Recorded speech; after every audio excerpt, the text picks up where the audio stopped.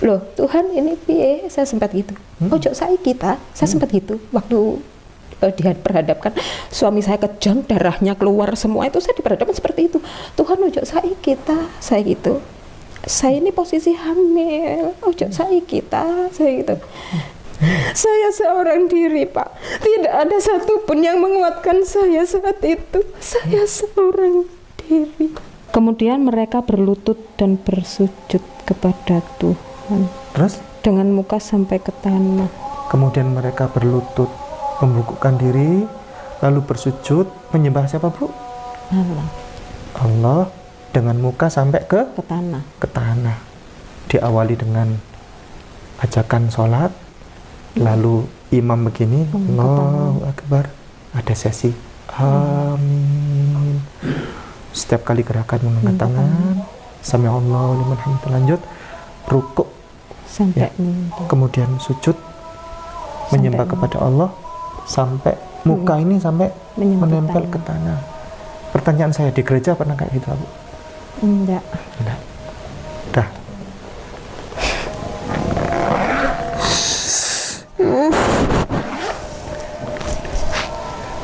Begitu, Bu. Kira-kira agamanya apa itu, Bu? Yang diajarkan Bible itu? Muslim. Ibu mau syahadat sekarang, Pak, habis maghrib?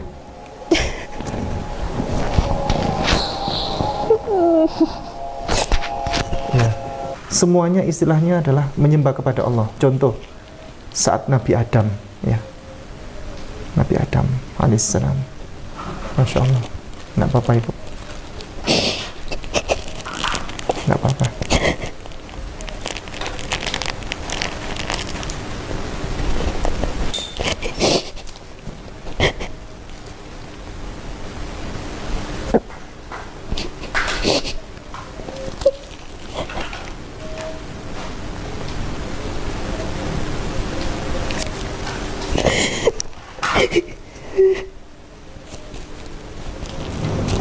Ya Allah, ya Allah, ya Allah, ya Allah. Saya boleh minta tolong siapa ya? Ayo mari kita mengenal Allah itu satu-satunya sesembahan yang benar, kata Yesus. Dan mengenal aku ini adalah utusan Allah, kata Yesus. Yohanes 17 ayat 3. Inilah semua para nabi dan rasul kami hormati, termasuk Yesus Kristus ini. Kami adalah umat yang sangat menghormati Yesus, membela Yesus. Kami adalah pembela Yesus yang sejati. Ketika Yesus dipecundangi, kami yang membela. Ketika Yesus dihinakan, kami yang membela. Asyhadu an la ilaha illallah.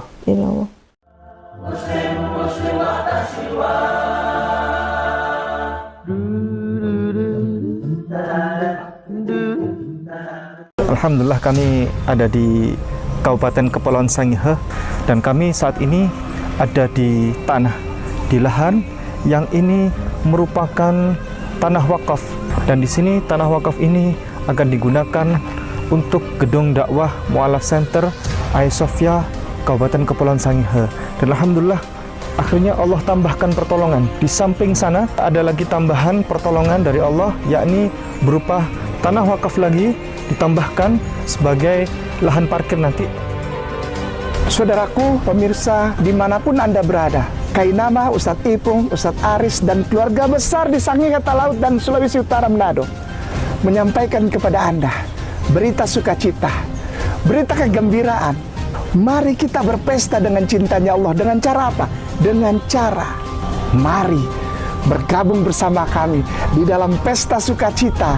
Pesta apa? Pembangunan rumah Mu'alaf Center sebagai bahan pekabaran rahmatan lil alamin. So by your contribution, your support to donate to the information that they'll provide with you, you can donate your towards this cause to create a Dawah Center. It's about 60 by 100 or 20 meters by 30 meters, and it's going to be 2 floors with educational classrooms and multi-purpose rooms, and of course all the proper and pamphlets and Islamic information for those to learn, understand, and grow in their Islam. So join this organization here, Hagia Sophia Manado, the district of Singahe, and allowing Amanah Relief Center to be part of them. Join them, contribute, and donate to this cause and help this Dawah Center grow. Thank you very much. Assalamualaikum.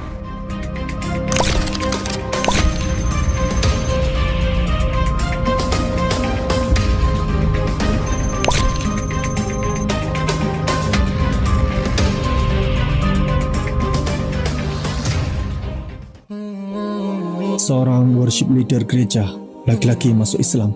Dulu suaminya yang awalnya Muslim ia murtadkan masuk Kristen hingga ia terakhir menutup mata.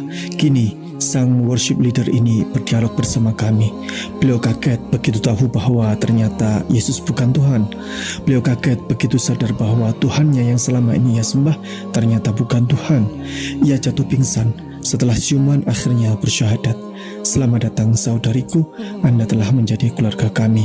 Menjadi Islam sama seperti Yesus, karena Yesus tidak pernah beragama Kristen dan tidak pernah mengenal apa itu Kristen. Yesus was a pious Muslim. Barakallahu fikum.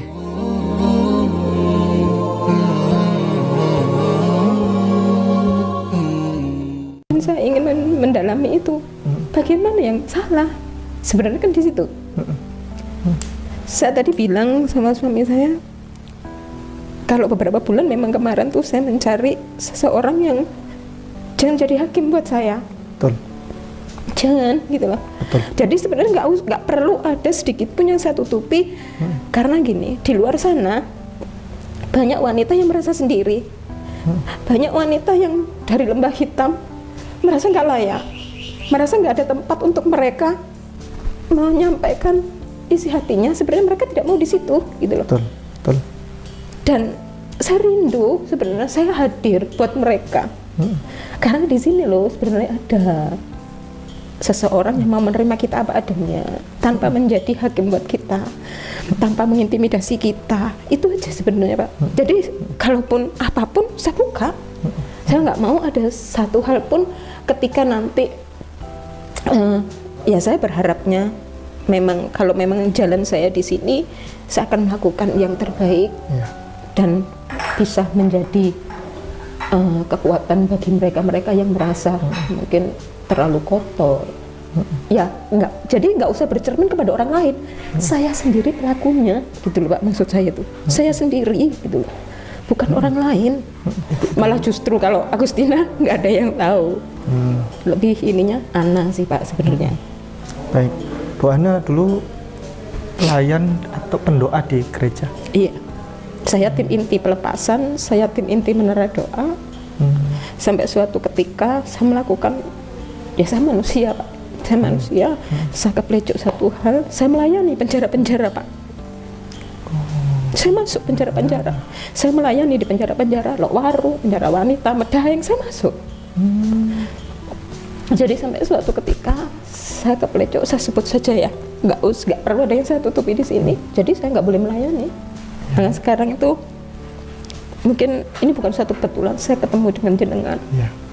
Saya ketemu dengan suami saya, bukan satu kebetulan. Saya tahu, saya yakin dan percaya dipertemukan dengan seseorang itu pasti ada maksud dan tujuan. Entah itu hanya pelajaran hidup atau teman hidup. Jadi kalaupun sekarang memang kehidupan saya sudah bilang di angka 45 saya ingin duduk berguna bagi orang banyak. Bukan berbicara tentang materi, tapi saya ingin menyampaikan orang yang hina ini loh bisa bangkit. Bukan karena kita kaya, bukan karena kita cantik, bukan, gitu loh. Nah, terkadang saya jeritnya itu Kak. Makanya saya bersyukur kalau saya saat ini ketemu di sini, dan bukan suatu kebetulan. Saya ingin menyuarakan bahwa orang yang hina seperti saya nggak usah lihat yang lain. Saya adalah pelakunya.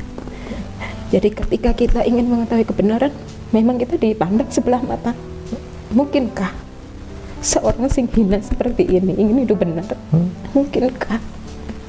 Tapi di sini saya ingin belajar mengenal satu pribadi yang menerima saya apa adanya tanpa melihat belakang saya ini seperti apa.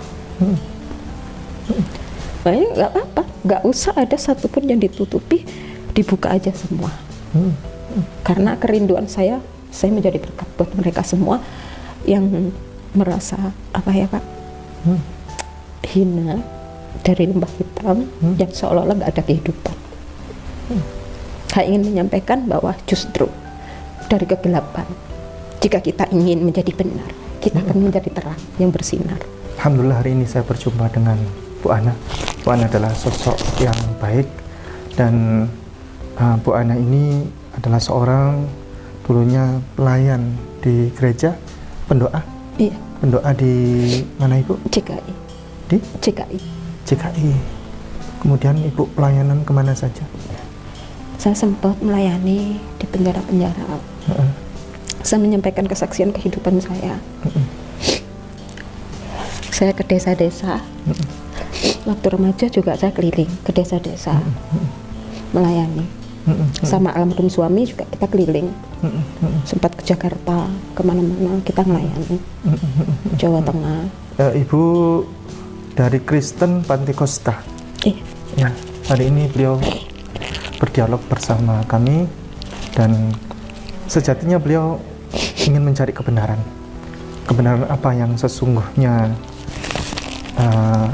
ingin sedang dicari? Kebenaran apa Bu yang mau dicari nih?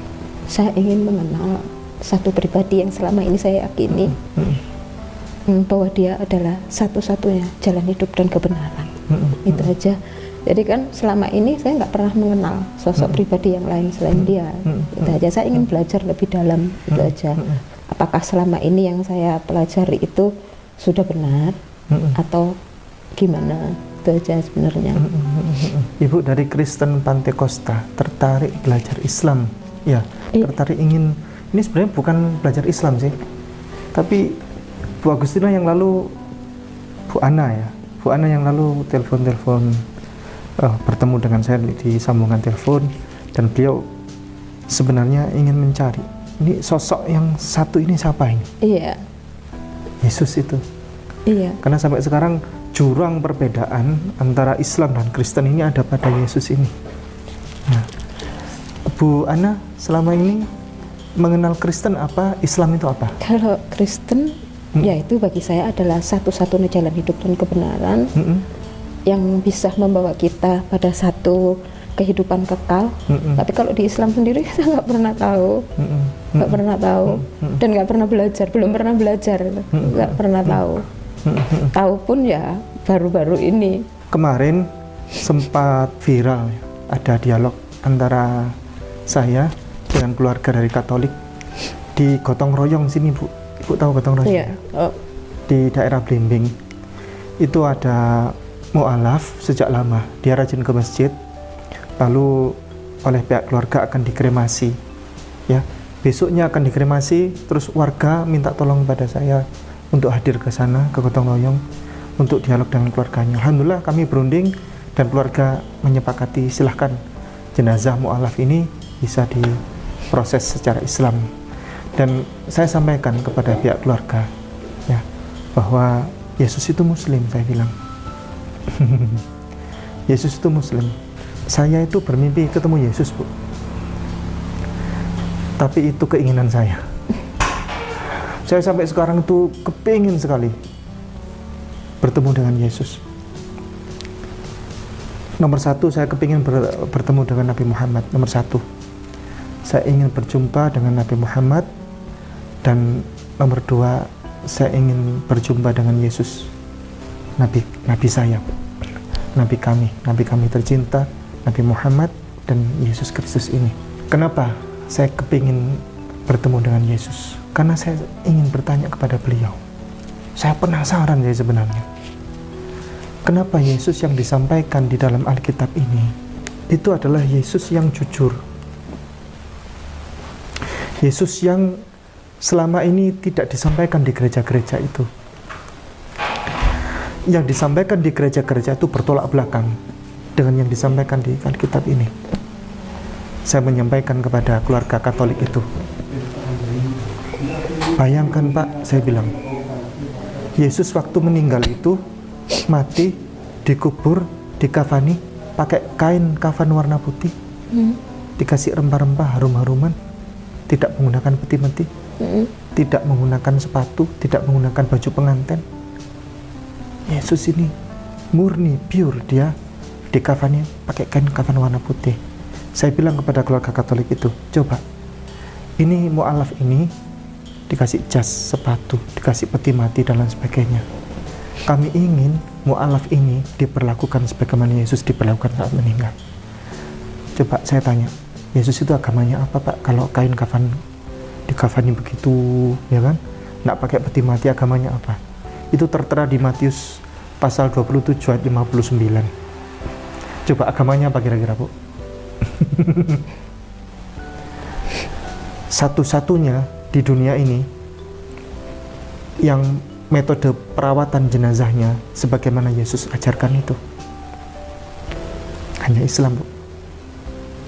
Jadi ceritanya Yesus itu kan waktu itu ada di kayu salib ya, kayu salib. Kemudian Yusuf Arimatea, ada namanya Yusuf, Bapak Yosef, tetapi dia bukan bapaknya Yesus ya. Yosef Arimatea ini, Bapak Yosef ini orang kaya raya, dia orang punya duit ya. Dia orang terpandang dan dia punya bargaining untuk melobi Pontius Pilatus untuk bagaimana cara menurunkan Yesus Kristus ini. Akhirnya dia diberikan lisensi, silakan kamu turunkan. Diturunkanlah Yesus dari atas kayu salib ini oleh Yusuf Arimatea. Setelah melalui proses panjang, entah membayar atau apa, tidak tahu saya. Habis itu baru dia dikafani oleh Yusuf Arimatea itu. Persis sebagaimana metode mengkafani orang-orang Islam saat meninggal, menggunakan kain kafan warna putih, menggunakan harum-haruman. Sebenarnya ada beberapa ayat ini, tapi saya tunjukkan satu perwakilan ayat saja, Bu. Yesus ini mati dikubur, dikafani tidak menggunakan peti. Ini kitab sucinya Ibu ini. Ini semuanya kitab sucinya Ibu. Ini apa kalau menurut Ibu? Apa ini? Al-Quran. Bukan Al-Quran. Apa? Ini Bibelnya Ibu, ini kitab sucinya Ibu. Bahasanya bahasa Yesus. Bahasa yang lebih dekat dengan bahasa Yesus tempat Yesus dilahirkan. Ini lebih asli daripada ini. Tapi kita pakai yang bahasa Indonesia aja dulu. Saya bukakan Matius pasal 27 ayat 59. Dan Yusuf pun mengambil mayat itu, mengafaninya dengan kain lenan yang putih bersih, lalu membaringkannya di dalam kuburnya yang baru dan yang digalinya di dalam bukit batu. Dan sesudah menggulingkannya sebuah batu besar ke pintu kubur itu, pergilah ia. Selesai, Bu. Coba, itu Yesus dihormati di hari terakhirnya dia itu dengan metode perawatan jenazah. Agamanya apa kira-kira, Ibu? Ibu pernah tidak di dalam lingkungan gereja Ibu waktu orang meninggal dibegitukan? Enggak. Ketertarikan Ibu, Bu Ana selama ini mohon dibantu diceritakan bagaimana ceritanya perjalanan hidup Ibu sehingga Ibu tertarik untuk belajar mencari kebenaran ini, dan ceritanya panjang akhirnya bertemu dengan saya di sini. Saya kan sudah lama tidak ibadah. Karena saya mencari sesuatu gini. Ketika saya membaca dari beberapa hari, saya yang seperti saya bilang, saya mencari, saya terus mencari. Saya tidak berdiam diri ketika saya tahu di sini yang saya imani adalah Tuhan Yesus adalah satu-satunya jalan hidup dan kebenaran. Ternyata ketika saya membuka bagian ayat, dia utusan, kok saya semakin diarahkan membaca dia itu utusan, dia itu utusan. Berarti ketika dia utusan, berarti kan ada salah satu yang harus saya capai untuk mencapai ke seorang yang mengutus dia. Iya, betul.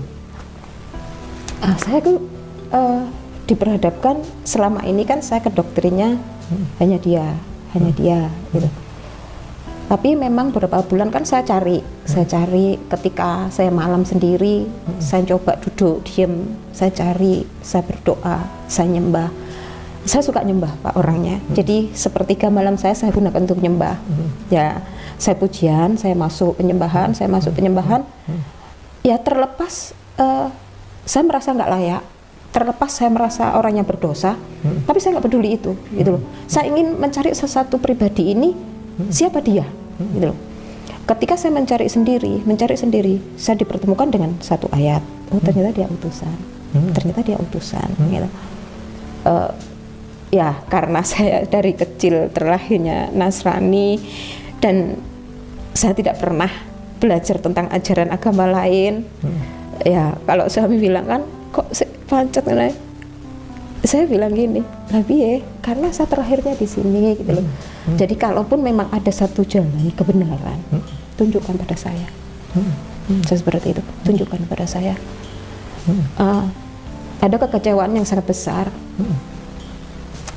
Di mana kalau boleh protes ketika kita memberikan diri sepenuhnya dalam pelayanan, karena pas suami saya harus meninggal, kan mau protes, saya protes kemana gitu. Posisi saya hamil 8 bulan Pak.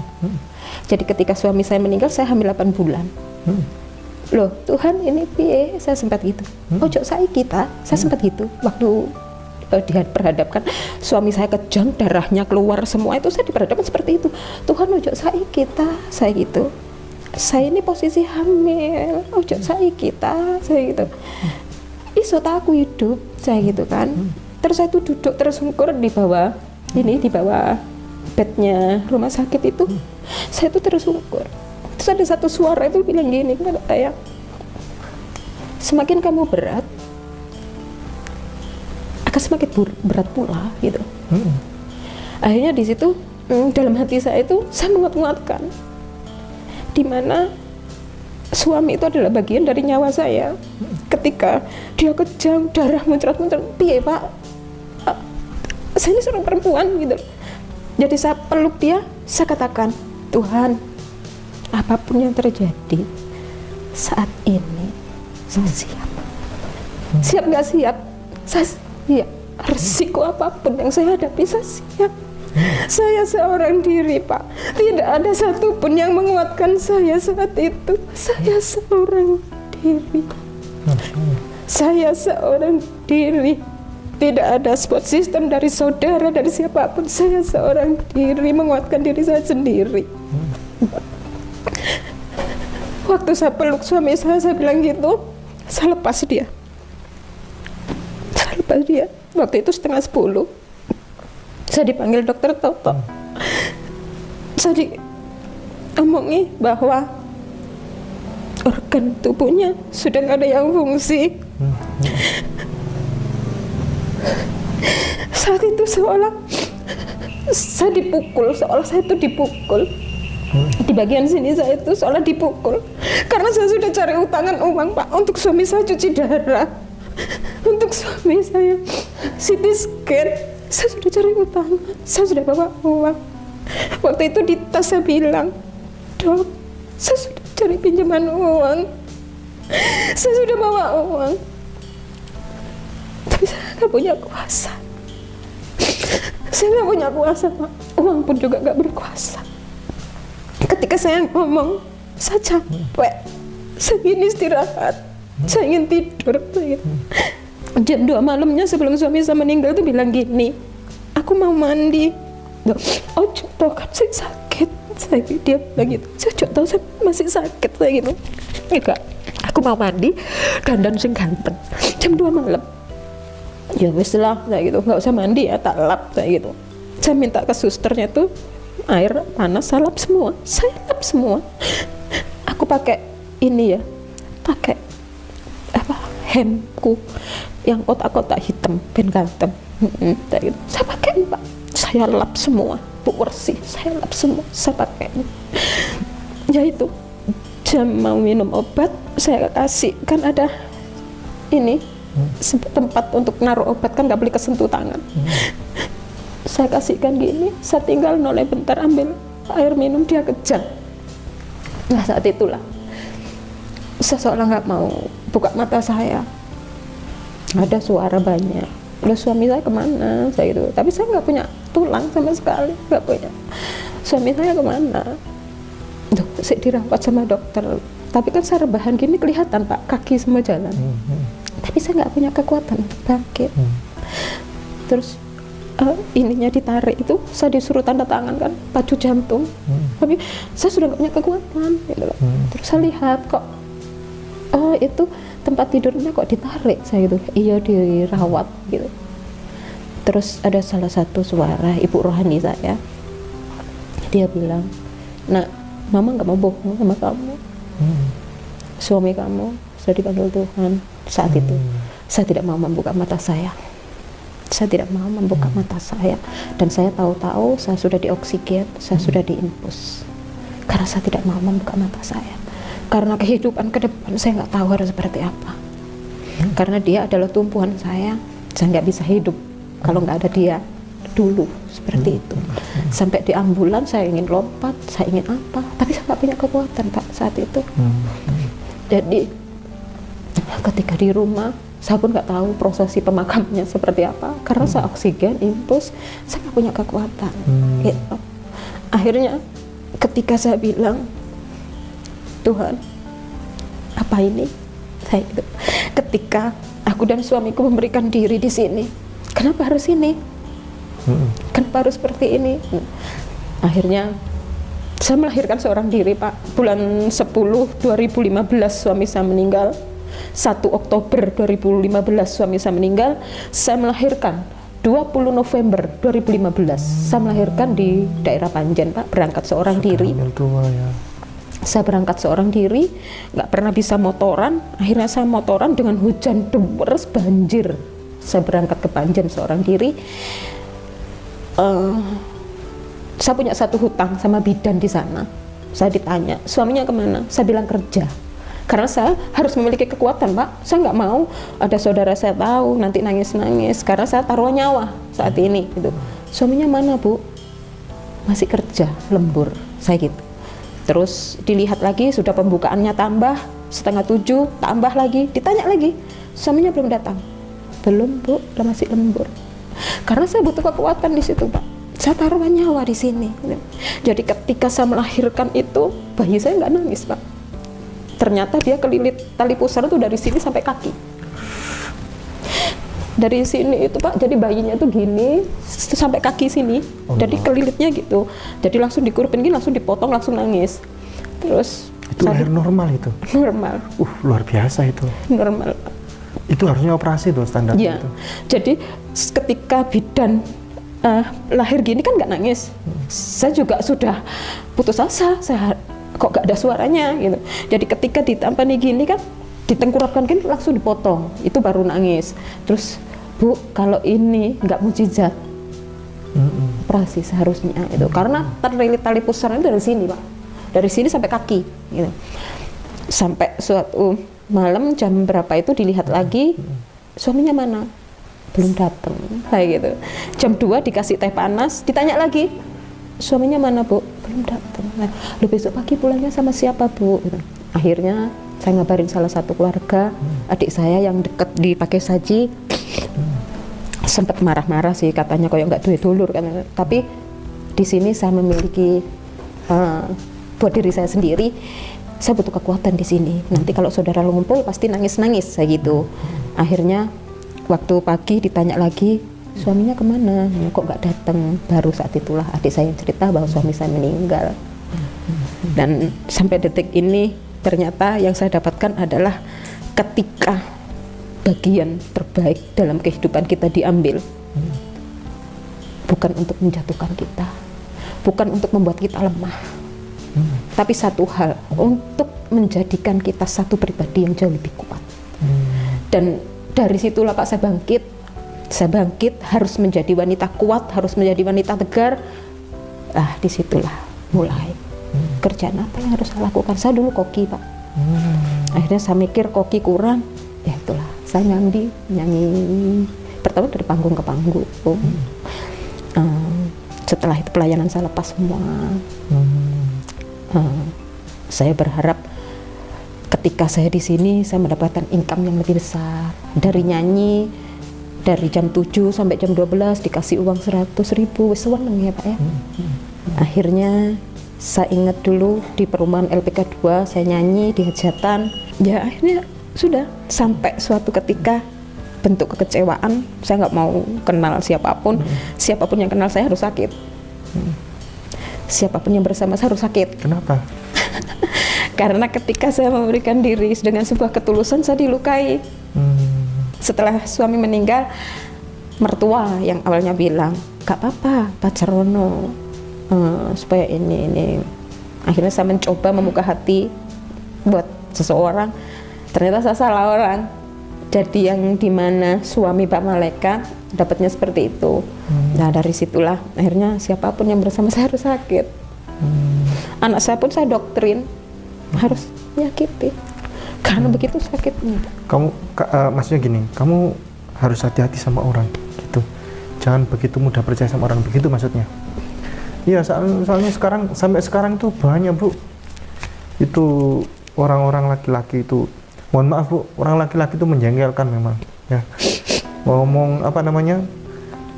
Nggak ngomong aja menjengkelkan, apalagi ngomong. Jadi saya nggak suka sama laki-laki, Bu. Ya iyalah, Pak. Iya, makanya saya sukanya sama perempuan.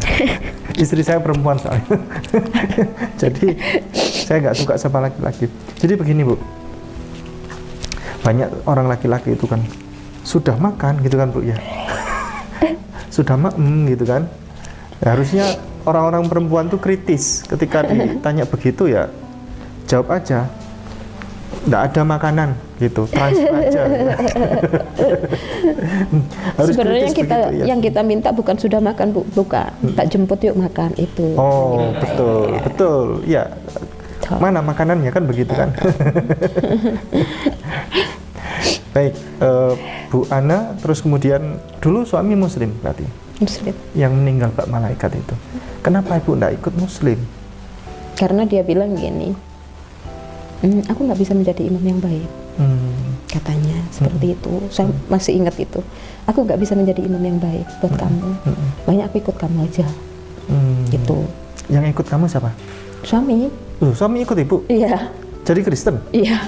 Oh, suami Ibu jadi Kristen? Iya. Jadi meninggal kemarin dalam keadaan Kristen itu? Iya. Oh, saya kira Muslim sampai meninggal. Ikut. Allahu Rabbi. Ikut. Apa doktrinnya Ibu kepada suami? Enggak pernah mendoktrin. Enggak pernah mendoktrin? Enggak. Dia belajar sendiri. Justru dia yang lebih ini.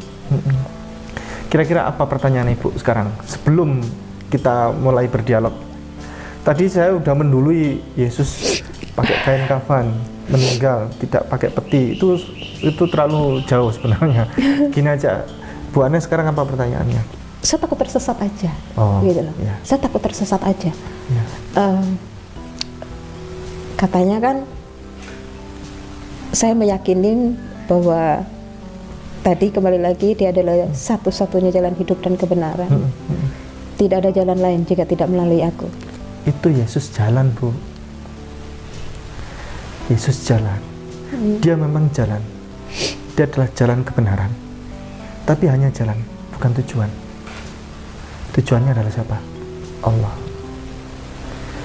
Sama, seperti gini. Ini saya Yesus nih.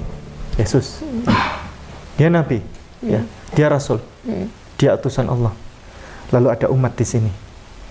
Dia bilang kepada umat, wahai umatku sekalian, mari ikutlah aku. Aku adalah jalan menuju Allah, menuju Tuhan, jalan menuju Bapa kita. Tidak ada jalan yang benar di luar sana kecuali kalian ikut aku. Apa yang salah dari Yesus? Tidak ada yang salah. Sama seperti nabi-nabi sebelumnya. Semua nabi begitu, Bu. Termasuk Nabi Muhammad. Ayo ikutlah aku, ayo ikutlah aku. Semua, Bu. Follow me, follow me, follow me, follow me. Akulah jalan. Ini namanya kalau dalam bahasa Arab itu thariqah. Thariqah, jalan. Dia hanya sekedar jalan. Atau metode. Namanya itu thariqah atau metode dia. Metode menuju mana? Metode menuju kepada Allah, agar kita semuanya masuk surga. Begitu. Semua nabi, Bu, termasuk bapak kita, bapak para nabi, Nabi Abraham Avenu, termasuk Moshe, Moshe Rabbeinu. Kalau tidak percaya Ibu, saya tunjukkan. Ini kata-kata Yesus yang paling tinggi, Bu. Tapi di dalam gereja nggak pernah disampaikan. Padahal ini kata-kata yang paling suci, yang paling sakral oleh Yesus, disampaikan oleh umatnya. Karena umatnya yang bertanya, Yesus tunjukkan kepadaku aturan mana yang paling tinggi dalam kehidupan kita ini, gitu. Yesus menjawab, dan jawaban ini oleh gereja disembunyikan. Padahal ada di sini. Ibu buka di situ. Markus 12 ayatnya 29. Markus 12 ayatnya yang ke-29. Jawab Yesus, hukum yang terutama ialah dengarkanlah, hai orang Israel, Tuhan Allah kita, Tuhan itu Esa. Yesus ditanya waktu itu, Yesus tunjukkan kepadaku hukum yang terutama. Itu kan paling, Bu, utama kan paling tinggi. Orang-orang itu nanya kepada Yesus, Yesus, aturan mana yang harus kami ikuti? Yesus menjawab gini, ini bahasa aslinya, Ibu. Shema Yisrael, Adonai Eloheinu, Adonai Echad. Ini bahasanya Yesus di Palestina sana, tempat dia berdakwah, tempat dia besar di sana. Kata Yesus begini, dengarkanlah ya orang Israel, Tuhan kita itu Allah. Aslinya begitu artinya, tapi sama orang Bible dipelesetkan. Tuhan Allah kita, itu kan. Tuhan itu Esa. Artinya begini aslinya. Shema Yisrael, Shema itu Isma ya Israel. Bahasa Ibrani dengan bahasa Arab itu hampir sama, Bu. Satu rumpun dia. Karena dia satu saudara, seperti bahasa Jawa dengan bahasa Madura, atau bahasa Jawa dengan bahasa Sunda. Itu satu rumpun dia, ya. Shema itu artinya isma, simak lah. Nah, dipakai oleh orang-orang bahasa Indonesia, serapan ya. Isma, shema, simaklah, hai orang Israel. Adonai Eloheinu, Adonai itu artinya Tuhan, Allah. Adonai, Adonai Eloheinu, Allahu ilahuna. Ilahuna itu artinya Tuhan kami. Ya, Allah adalah Tuhan kami, ya. Adonai Echad, Allahu Ahad. Allah itu satu. Allah itu Echad. Echad itu artinya Ahad. Bahasa Arab. Bahasa Arab sama bahasa Ibrani hampir sama, Bu. Salam, shalom. Salamun alaik, assalamu alaika. Shalom alaik, shalom alaika. Salamun alaikum, assalamu alaikum, shalom alaikum. Pernah dengar kata-kata itu di gereja? Enggak. Shalom. Shalom. Shalom. Shalom itu salam.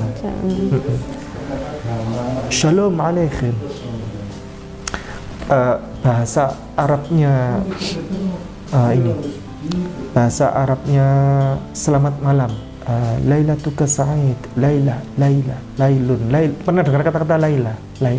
Lailun, malam artinya. Ya. Kalau bahasa Ibraninya lailatuf, sama.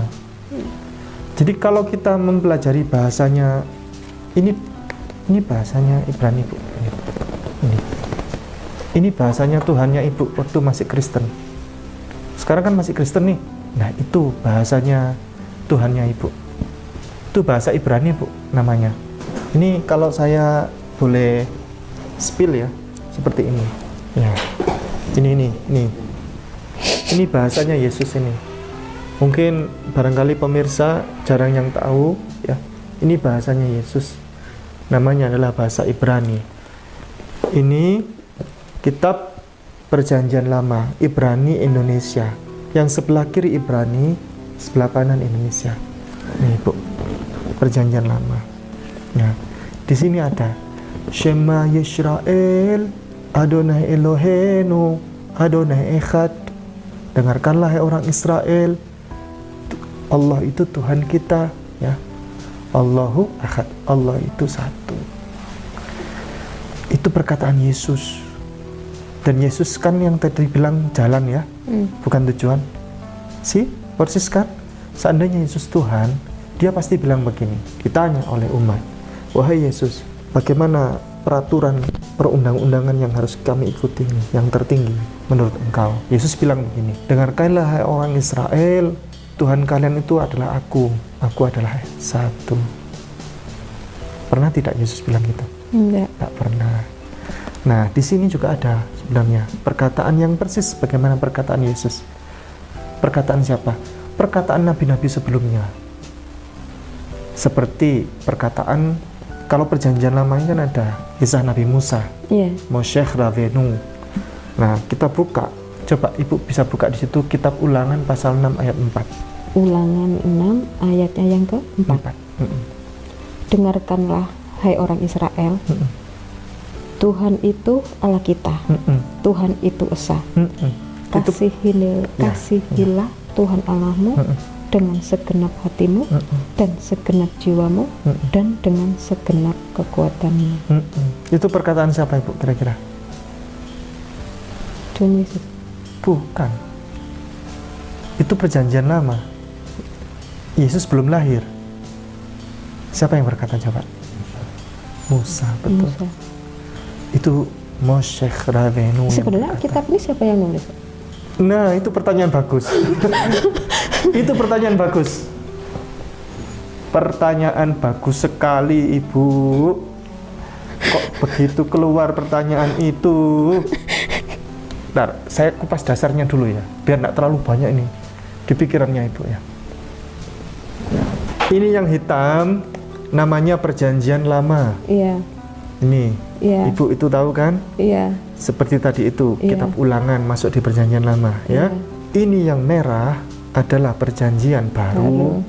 Ya, Ibu pasti sebagai mantan pelayan, pendoa ya di gereja, worship leader beliau. Seperti Jesslyn Tia Lestari, ahli menyanyi. Ibu suka menyanyi. Lagu apa kalau di gereja? Sering di pujian penyembahan. Pujian penyembahan. Iya. Ya. Ini perjanjian lama, ini perjanjian baru. Iya. Perjanjian baru, oke, saya bahas dulu yang perjanjian lama deh ya. Perjanjian lama ini sebenarnya bukan kitab sucinya Ibu, bukan kitab sucinya orang Kristen. Gereja tidak berhak punya ini.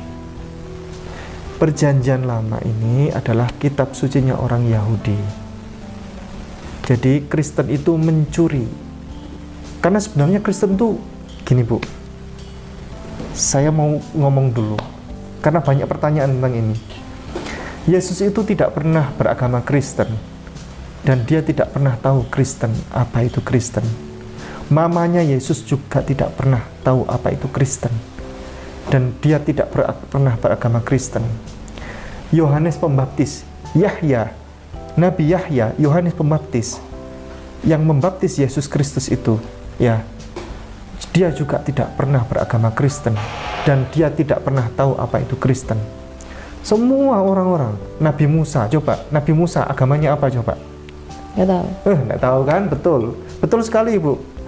Agamanya Nabi Musa, Ibu jawabannya betul sekali. Agamanya Nabi Musa, Ibu tidak tahu, karena dia tidak pernah beragama Kristen dan Musa juga tidak pernah tahu apa itu Kristen. Musa itu menyembah Allah satu-satunya sesembahan. Kitab Ulangan pasal 6 ayat 4 tadi. Ibu tahu Nabi Ibrahim agamanya apa? Nggak tahu. Nggak tahu, betul. Itu jawaban betul sekali. Ibu itu jawaban yang benar sekali. Kalau Ibu sampai menjawab Nabi Ibrahim agamanya Kristen, saya akan tanya soalnya datanya mana? Iya. Karena Nabi Ibrahim tidak pernah tahu apa itu Kristen dan dia tidak pernah beragama Kristen. Begitu. Apalagi kalau sampai ada yang bilang agamanya Nabi Ibrahim Yahudi, tambah saya tanya itu nanti. Tambah saya minta datanya, mana data Nabi Ibrahim beragama Yahudi? Karena Yahudi itu baru lahir ketika anak cucunya Nabi Ibrahim di bawah situ baru lahir, namanya Yahud. Yahud, pernah tahu kata Yehuda?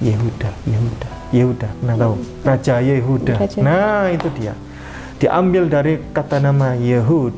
Yehuda itu Raja Yehuda, anak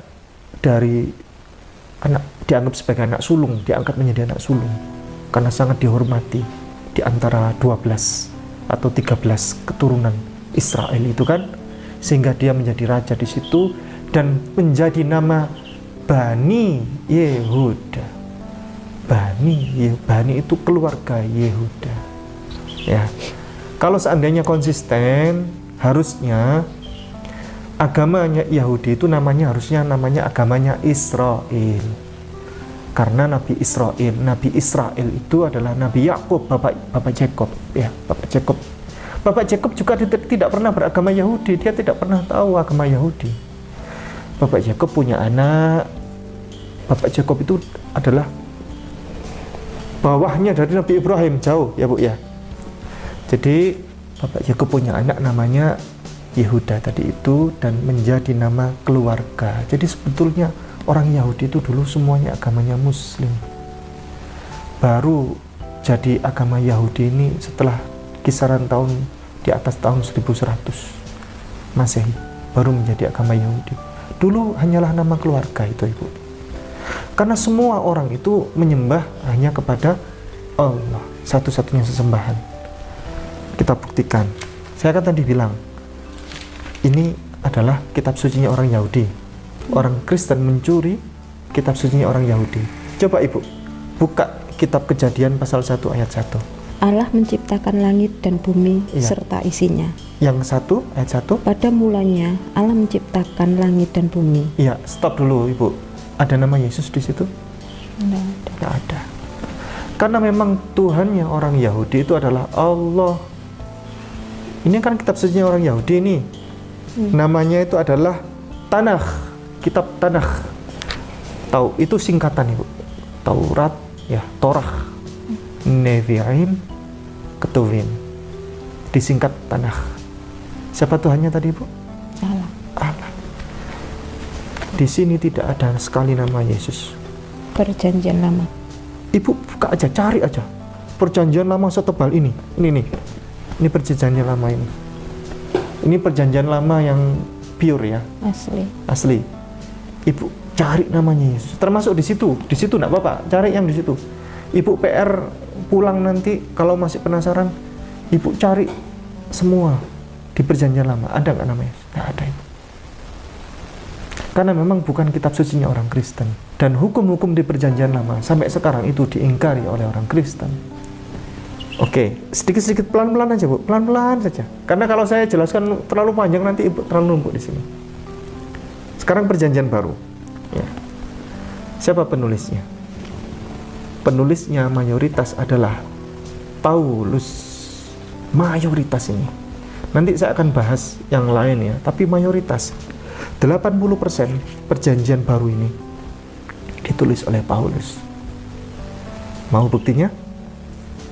Paulus itu tidak pernah bertemu dengan Yesus. Tidak pernah bertemu dengan Yesus. Dan dia ini adalah justru membunuh murid-murid Yesus.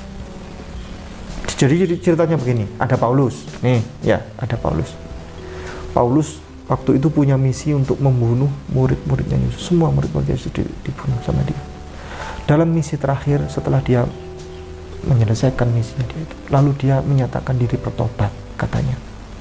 Dia berbalik arah, lalu dia melakukan perjalanan jauh menuju ke kota namanya Damsyik, dan dia melewati tanah gersang panas, gurun pasir ya. Dulu kan sampai sekarang kan tanah gurun pasir panas, sehingga dalam perjalanan itu menuju Damsyik itu dia banyak para pakar menyatakan dia dehidrasi, kehausan. Orang kehausan biasanya gimana Bu? Kalau kepanasan ada kunang-kunang kan itu. Nah dia menyatakan diri, di saat itulah dia ada melihat sosok cahaya putih ya, dalam proses dehidrasinya itu. Dia melihat sosok cahaya putih, lalu dia menyatakan itulah Yesus. Lalu dia bersujud, dan sejak itulah dia mengangkat dirinya sebagai nabi. Jadi Paulus itu mengangkat dirinya sebagai nabi dan rasul. Siapa yang mengangkat? Dirinya sendiri. Mau bukti? Ibu buka kitab pertama, Roma ya, perjanjian baru. Roma berapa Pak? Perikopnya dulu. Surat Paulus kepada jemaat di Roma. Iya, seperti ini. Surat Paulus kepada jemaat di Roma. Minta tolong dibacakan yang ayat 1 Bu. Roma 1 ayat 1. Iya. Dari Paulus, hamba Kristus Yesus yang dipanggil menjadi rasul dan dikuduskan untuk memberitakan Injil Allah. Dari siapa Ibu? Dari Paulus. Pertanyaan saya kepada Ibu, Bu Ana, ini dari Paulus atau dari Allah atau dari Yesus? Dari Paulus. Dari Paulus.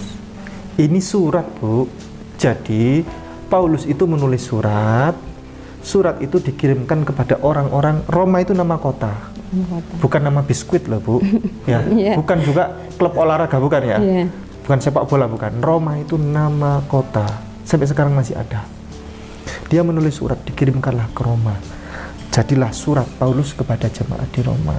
Itu bukan sama sekali full, ini tidak ada di situ pernyataan Yesus atau firman Allah.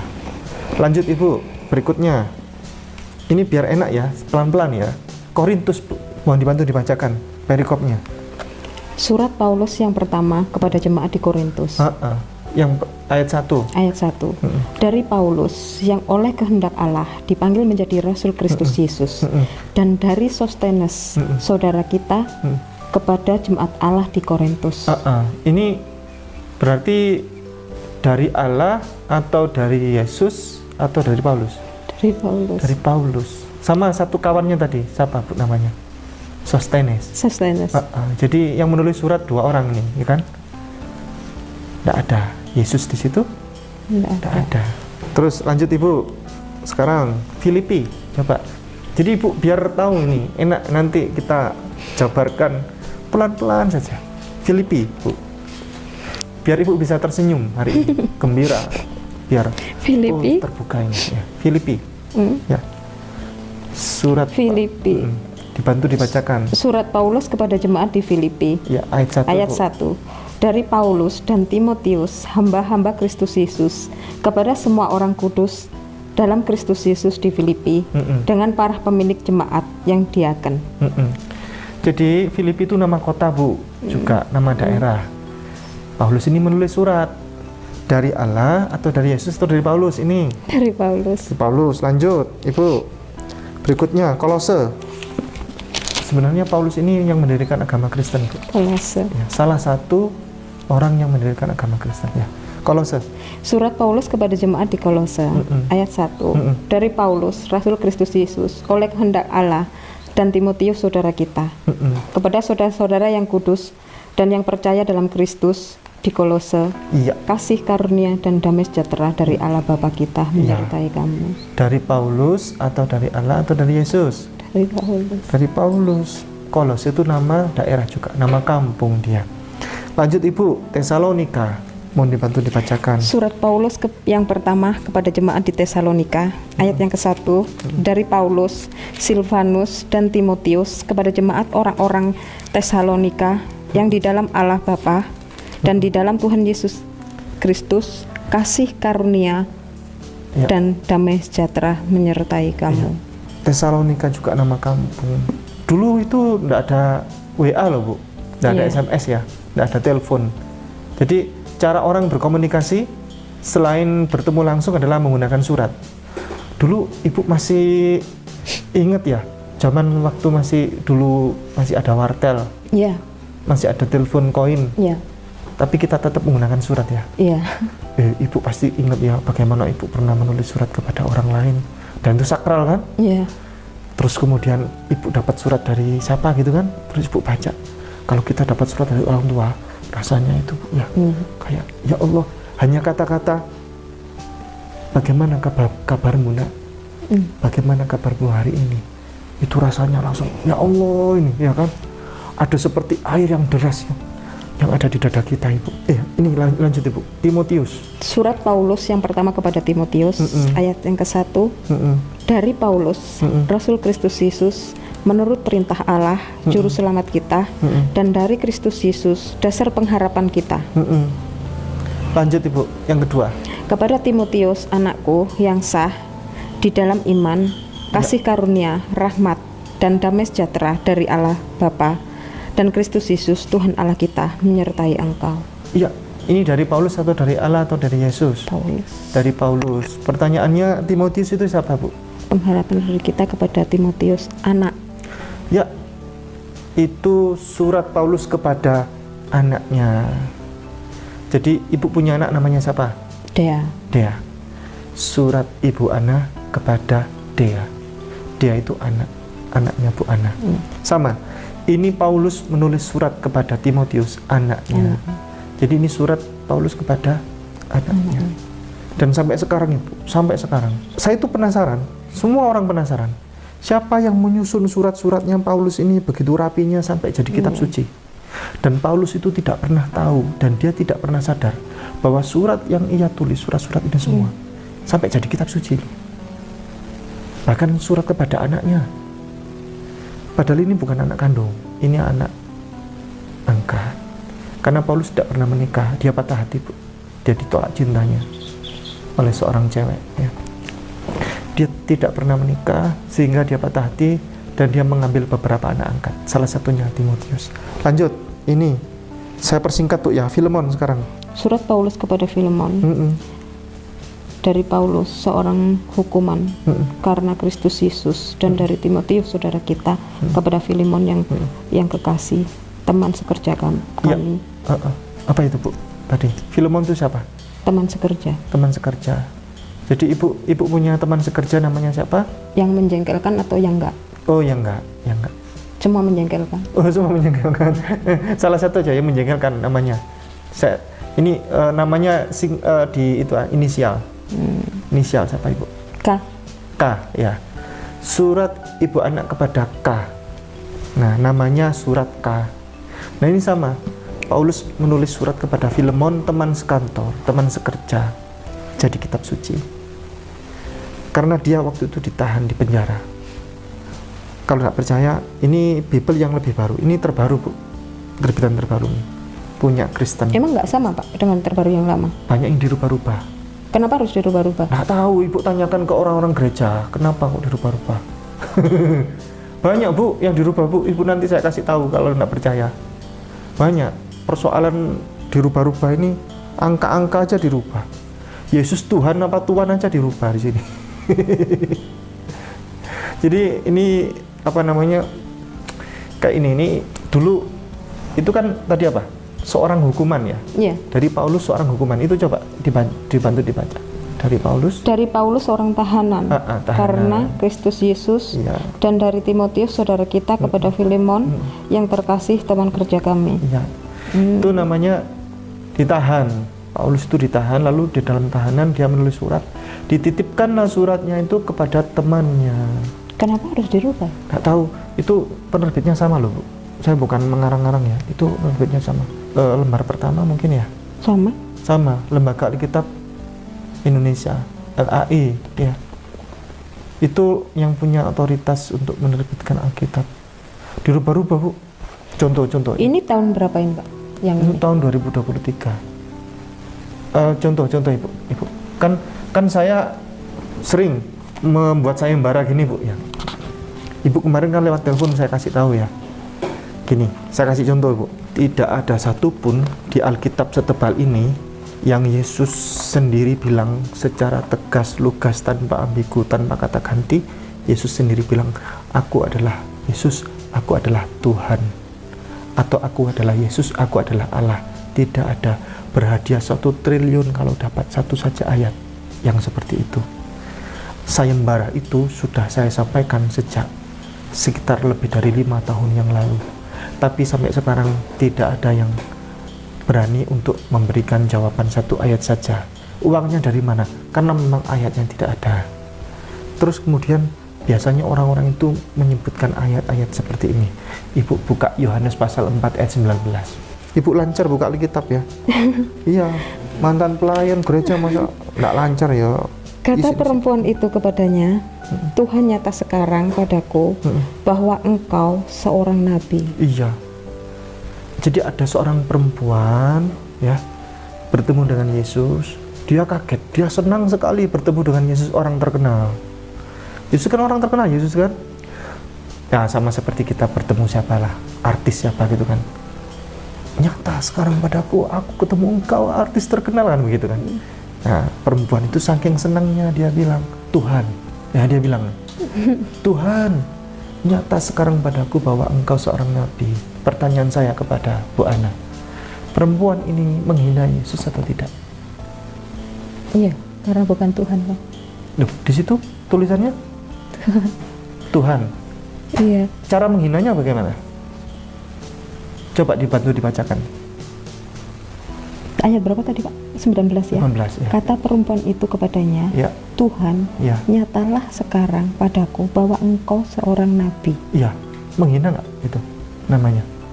Enggak sih. Memang Menghina. Tuhan jadi nabi. Iya. Masa ada wali kota, saya ketemu Pak Wali Kota, nyata sekarang padaku bahwa engkau ketua RT, coba. Marah tidak? Nah, sehingga karena seperti itulah menjadi bahan perdebatan, menuai banyak protes, dirubah sama Alkitab yang terbaru ini, terbitan terbaru.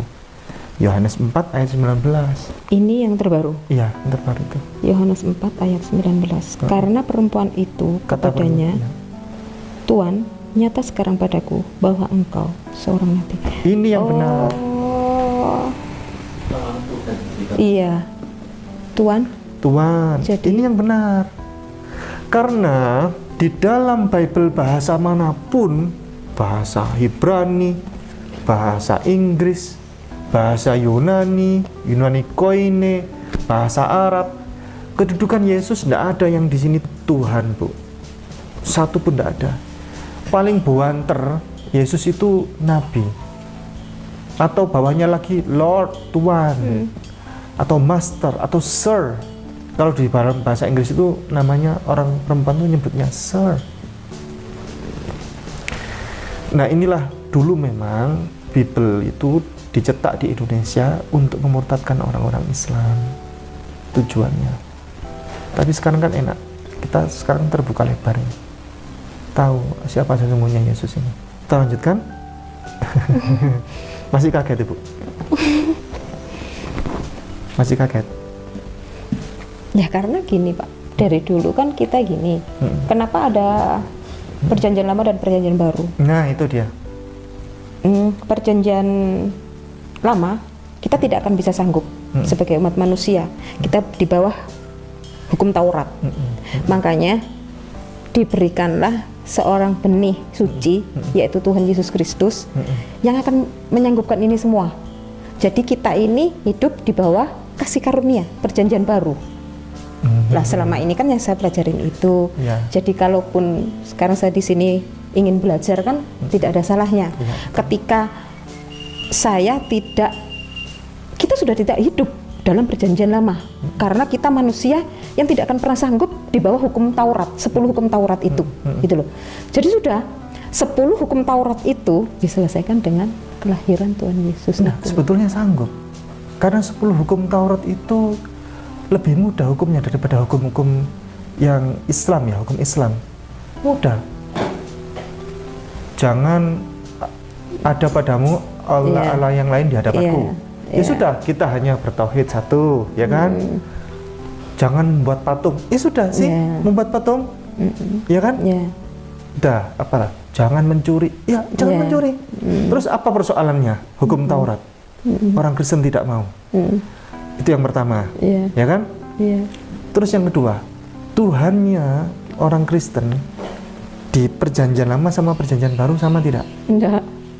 Tidak sama, ya. Tapi Allahnya sama, ya kan? Oke. Terus kenapa kok tidak mau pakai? Ya kan? Terus yang berikutnya, kalau hukum Taurat tidak mau dipakai, terus kenapa masih ada di sini? Harusnya buang saja. Kalau nggak mau dipakai, sebetulnya orang Yahudi itu marah, Bu. Kenapa kitab suciku kok diambil sama orang Kristen gitu? Sementara tidak mau diamalkan. Contoh, Ibu buka kitab Kejadian pasal 17 ayat 9 sampai 14. Lagi firman Allah kepada Abraham, dari pihakmu, engkau harus memegang perjanjianku. Engkau dan keturunanmu, turun-temurun, ialah perjanjianku, yang harus kamu pegang. Perjanjian antara aku dan kamu serta keturunanmu, yaitu setiap laki-laki di antara kamu harus disunat. Nah, terus lanjut Bu. Haruslah dikerat kulit katanmu, dan itulah akan menjadi tanda perjanjian antara aku dan kamu. Anak yang berumur 8 hari haruslah disunat, yakni setiap laki-laki di antara kamu turun-temurun, baik yang lahir di rumahmu maupun yang dibeli dengan uang dari salah seorang asing, tetapi tidak termasuk keturunanmu. Orang yang lahir di rumahmu dan orang yang engkau beli dengan uang harus disunat. Maka dalam dagingmu lah perjanjianku itu menjadi perjanjian yang kekal. Dan orang yang tidak disunat, yakni laki-laki yang tidak dikerat kulitnya, katanya, maka orang itu harus dilenyapkan di antara orang-orang sebangsanya. Ia telah mengingkari perjanjianku. Perjanjian antara Allah dengan Abraham, Nabi Ibrahim, untuk setiap laki-laki sampai hari kiamat. Untuk Nabi Ibrahim beserta keturunannya maupun bukan keturunan Nabi Ibrahim, semuanya wajib bersunat. Yang tidak mau bersunat maka wajib dilenyapkan, wajib dirajam, wajib dihukum mati Bu. Karena laki-laki itu mengingkari perjanjian Tuhan, dia menghina Tuhan. Itu perjanjian lama. Sepakat ya? Oke. Sekarang Ibu buka kitab Galatia pasal 5 ayat 2. Galatia 5 ayatnya yang kedua. Sesungguhnya aku, Paulus, berkata kepadamu, jikalau kamu menyunatkan dirimu, Kristus sama sekali tidak akan berguna bagimu. Pertanyaan saya, Ibu lebih percaya Paulus atau lebih percaya Allah? Selama ini kan, iya ya Pak ya? Iya. Sebenarnya sederhana Bu. Iya. Sebenarnya sederhana. Kalau mau sunat ya sunat aja. Kenapa nggak mau sunat kan begitu kan? Terus kenapa nggak boleh sunat kan begitu? Katanya, oh Yesus digantung di kayu salib untuk mensahkan semuanya bahwa hukum Taurat telah gugur. Padahal Yesus tidak pernah itu dia menggugurkan hukum Taurat. Satu kata pun, satu huruf pun Yesus tidak akan pernah menggugurkan hukum Taurat. Yang menggugurkan hukum Taurat itu tuh namanya tadi siapa Bu namanya? Paulus. Yang diikuti oleh orang-orang gereja sampai sekarang dan bukan agamanya Yesus. Pendirinya agama Kristen itu adalah Paulus Bu. Nama aslinya Saulus dari Tarsus. Sejak dia mengangkat dirinya menjadi rasul, namanya berganti menjadi Paulus. Gitu Bu. Dan semua dibatalkan semua Bu sama Paulus ini. Ini haram di dalam perjanjian lama itu. Ulangan pasal 14 ayat 8. Juga babi hutan. Karena memang berkuku belah, tetapi tidak memamah biak. Ya. Haram itu baginya. Iya, babi haram Bu. Tapi ditambahi hutang sama orang-orang gereja Bu. Di situ, tapi kalian Bible ini sudah dihapus Bu karena memicu banyak kontroversi. Ya babi, semua di sini bahasa yang lain, semua yang haram tuh babi, bukan babi hutan. Ibu buka yang di situ, Ulangan 14 ayat 8 Bu. Babi juga najis bagimu karena babi memang berkuku belah. Ya, ada hutannya enggak? Tetapi tidak memamah biak. Daging binatang-binatang itu juga kamu makan atau sentuh bangkainya. Iya. Ada hutannya enggak? Enggak ada, dirubah kan hutan. Itu Bible-nya dirubah-rubah sama orang gereja LAI yang lupa. Nah, di perjanjian lama itu babi haram, sunat wajib. Sama Paulus dibatalkan semua. Kata Paulus, semuanya boleh dimakan, silakan dimakan, apapun boleh dimakan. Gitu. Sehingga menjadi panduan untuk orang Kristen, semuanya yang berkaki boleh dimakan kecuali meja. Semuanya yang terbang ke langit ke atas itu boleh dimakan kecuali pesawat karena cepat. Kalau meja keras gitu kan. Semua yang merayap boleh dimakan kecuali pipa. Iya. Semua yang berenang boleh dimakan kecuali kapal selam. Jadi begitu Bu, semuanya. Ini Bu, perjanjian lama dan perjanjian baru bertolak belakang semuanya. Gitu. Nanti kita kupas satu-satu, Ibu, biar tidak terlalu ini penuh full di sini. Kita kembali ke khitah awal. Khitah awal kita apa? Kita mencari sosok Yesus ini siapa? Iya. Ya. Saya tunjukkan satu hal. Ibu kalau di gereja berdoanya gimana caranya? Ibu kan worship leader ya? Iya. Penyembahan. Iya. Bagaimana? Menyampaikan kepada jemaat untuk berdoa bagaimana? Posisi tangannya bagaimana? Coba. Kayak gini. Nah. Begitu ya? Iya. Kunci ya? Iya. Nggak ada cara lain? Udah. Nggak ada. Sekarang saya tanya, pernah tidak dalam sepanjang hidup Yesus melakukan seperti itu? Tidak pernah, Bu. Sepanjang hidup Yesus, kalau Yesus berdoa seperti doanya orang Muslim, karena dia memang Muslim, Yesus begini, Bu. Ayatnya banyak. Saya tunjukkan ya. Yohanes 11 ayat 41. Maka mereka mengangkat batu itu, lalu Yesus menengadahkan ke atas dan berkata, Bapa, aku mengucap syukur kepadamu karena engkau telah mendengarkan aku. Yesus itu kalau mengucapkan syukur, dia berdoa menengadahkan tangan ke langit. Ya Allah, terima kasih engkau telah memberikan berkat kepadaku. Hari ini semuanya engkau telah memberikan kuasa kepadaku untuk memberi makan banyak orang. Aku mengucapkan rasa syukur yang sebanyak-banyaknya kepada engkau. Yesus ngomong sama siapa ini? Ngomong sama Tuhannya, Bu. Berdoa, dia mengucap syukur. Kalau dia Tuhan, nggak pakai acara gini-ginian, Bu. Poin pentingnya adalah Yesus kalau berdoa itu gini, menengadahkan tangan ke, maka mereka mengangkat batu, lalu Yesus menengadahkan tangan ke atas. Menengadahkan tangan ke atas. Coba bagaimana cara definisi menengadahkan tangan ke atas itu? Seperti ini. Begitu. Ke atas lagi. Begini, Bu. Ke atas lagi ya. Kalau ini namanya menangkupkan tangan, dan tidak ada satupun ayat di Alkitab ini yang mengajarkan kalau berdoa itu menangkupkan tangan. Saya siap masuk Kristen. Bagi siapapun, orang Muslim atau orang Kristen yang bersedia menunjukkan satu ayat saja di Alkitab, di Bible ini, yang petunjuk cara berdoa itu menangkupkan tangan seperti di gereja-gereja itu, Bu. Satu lagi, Bu, Yesus itu sholat Duhur, Asar, Maghrib, Isya, Subuh. Percaya tidak?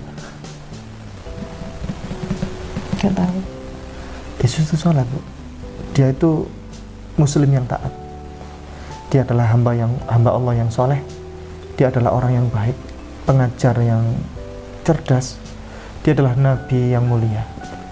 Dia bukan Tuhan. Ya. Markus 1 ayat 35. Berarti selama ini Tuhan Yesus itu salah ya, Pak? Ibu salah nyembah itu. Pagi-pagi benar, waktu hari masih gelap, ia bangun dan pergi keluar. Ia pergi ke tempat yang sunyi dan berdoa di sana. Ya, pagi-pagi benar, waktu hari masih gelap, apa definisinya, Ibu? Iya. Subuh ya. Ia bangun dari tidurnya. Kemudian lalu dia berangkat ke tempat yang sunyi, apa itu? Bait Allah, Baitullah, tempat yang nyaman untuk berdoa. Lalu ngapain di sana, Bu? Berdoa. Ada Tuhan berdoa, Bu?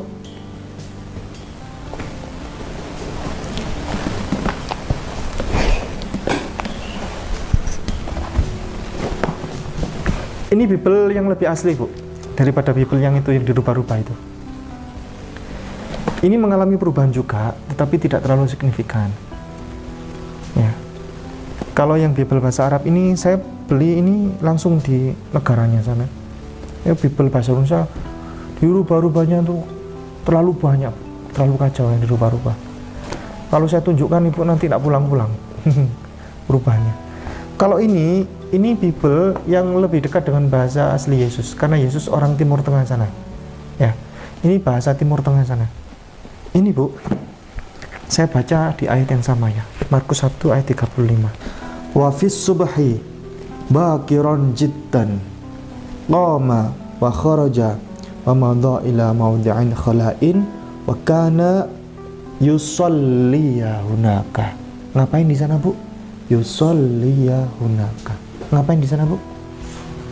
Apa itu? Yusalliya. Yesus ini mengerjakan sesuatu nih. Ya. Wa fi subhi, pada waktu subuh. Fakiran jiddan, ini masih gelap ya. Karena ini apa namanya? Qama itu dia bangun dari tidurnya. Wa kharaja, dia berangkat, dia keluar dia. Ila mawdi'in khala'in, ke tempat yang sunyi. Ya. Wa kana, dia di sana itu mengerjakan yusalliya hunaka itu artinya di sana. Ngapain di sana? Yusalliya. Pernah dengar kata ini? Yusalliya. Salat. Oh, Kalau bahasa Arabnya doa itu kan doa. Dia kan bahasa Indonesia ngambil dari bahasa Arab toh. Dia bukan doa di sini, tapi salat. Ini lebih jujur ini. Tapi apapun itu, mau sholat, mau doa, silakan. Pertanyaan saya, ada Tuhan berdoa? enggak ada. Dia punya Tuhan, dia berdoa kepada Allah. Saya wakili lagi tambahan, Yesus rajin sholat tahajud, Bu. Kalau subuh, duhur, asar, maghrib, isya, saya persingkat ya, jadi tidak terlalu lama ya dialog kita. Yesus rajin sholat tahajud, Bu. Lukas pasal 6 ayat 12. Lukas pasal 6 ayatnya yang ke-12. Pada waktu itu, pergilah Yesus ke bukit untuk berdoa. Semalam-malaman, ia berdoa kepada Allah. Ibu kalau pengen enak lagi bahasanya itu, Bu.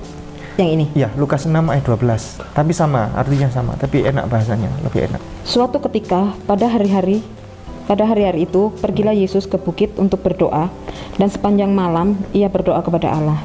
Bayangkan, sepanjang malam, Bu. Sepanjang malam Yesus berdoa kepada siapa, Bu? Kepada Allah. Kepada Allah. Berarti Yesus bukan Allah ya? Allah bukan Yesus. Berarti Yesus punya Tuhan ya? Siapa namanya? Allah. Allah. Bahkan sepanjang malam loh, Bu.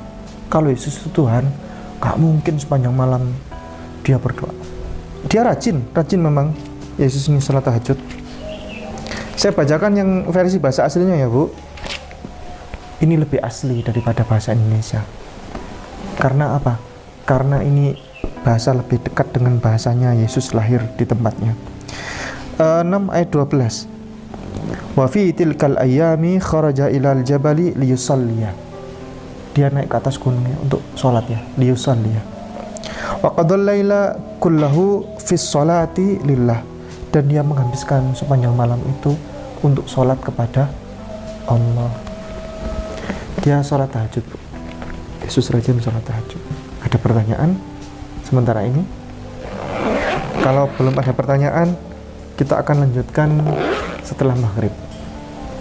Tapi sebelum itu, saya mau tunjukkan lagi, Yesus itu kalau sholat dia bersujud. Sebagaimana para nabi dan rasul semuanya kalau sholat bersujud. Matius 26:39.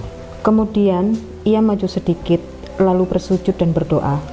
Ya Bapakku, jikalau sekiranya mungkin, biarlah cawan ini berlalu dari hadapanku. Ya. Tetapi janganlah engkau seperti ku kehendaki, melainkan seperti engkau yang kehendaki. Iya, Yesus itu kalau berdoa seperti itu. Karena dalam hukum Islam itu salah satu doa yang mudah diijabah oleh Allah, mudah dikabulkan adalah doa saat bersujud. Yesus tahu itu. Dia maju sedikit, ruku, lalu dia bersujud. Dalam sujudnya dia berdoa begini, Subhana rabbiyal a'la wa bihamdi.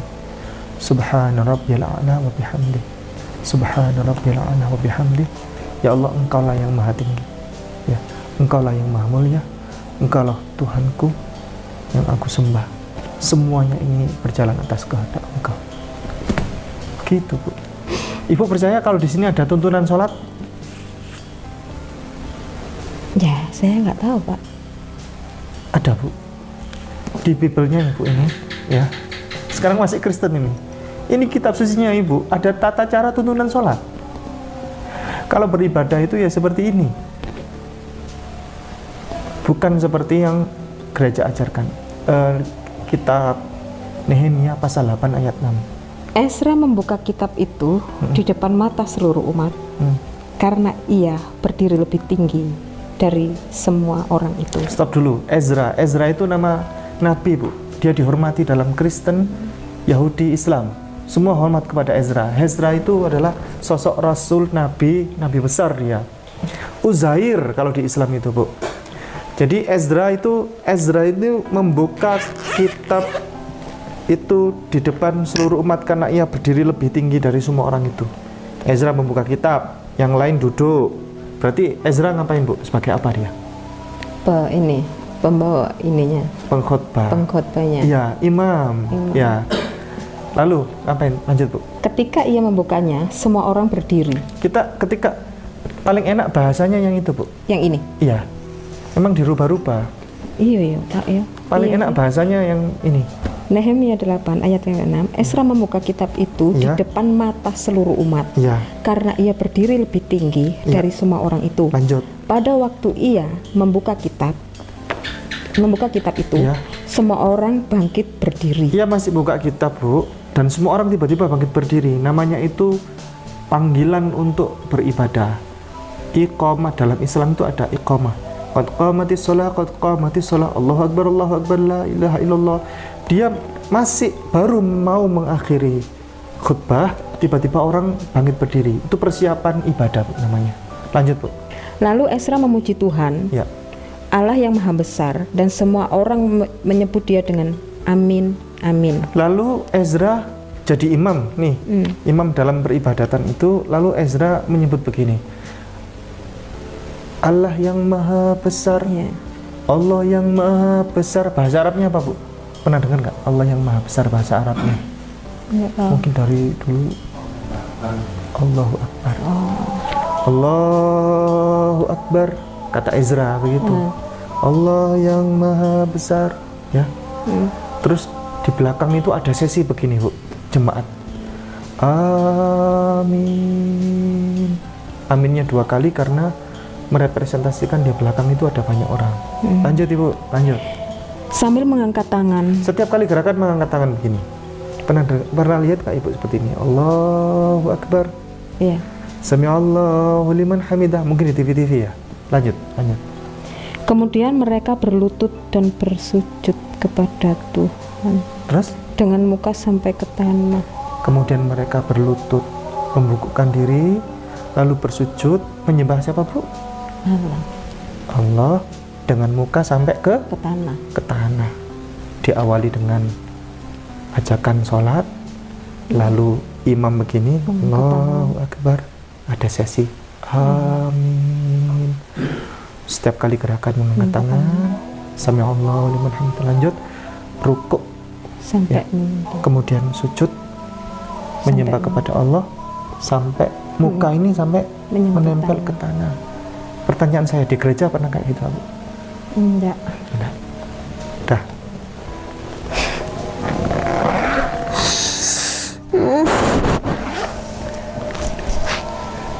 Begitu, Bu. Kira-kira agamanya apa itu, Bu?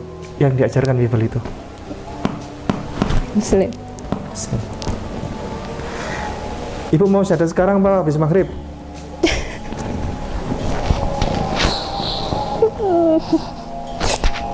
Ya.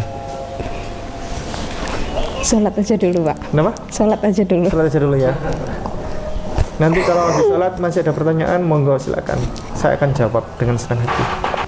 Alhamdulillah, kita sudah break sholat maghrib dan kita lanjutkan diskusi dialog bersama Ibu Ana, seorang mantan worship leader. Dulu beliau pelayanan di gereja, pendoa, seorang worship leader, dan pastinya concern di bidang suka nyanyi-nyanyi ya. Salah satu lagu, coba saya penasaran, salah satu lagu yang sering untuk penyembahan. Kalau yang membuat saya sampai pertobatan itu kisah Maria Magdalena. Jadi yang lagu seperti wanita mengurapimu itu. Lain lagi apa lagi? Roh Allah yang hidup penuhiku. Gimana lagunya? Roh Allah yang hidup penuhiku, Roh Allah yang hidup pulihkanku, curahkan urapan ke atasku, membangkitkan kuasa-Mu, membebaskan hidup yang terbelenggu, memulihkan hati mereka yang terluka, serta menjelikan mata yang buta.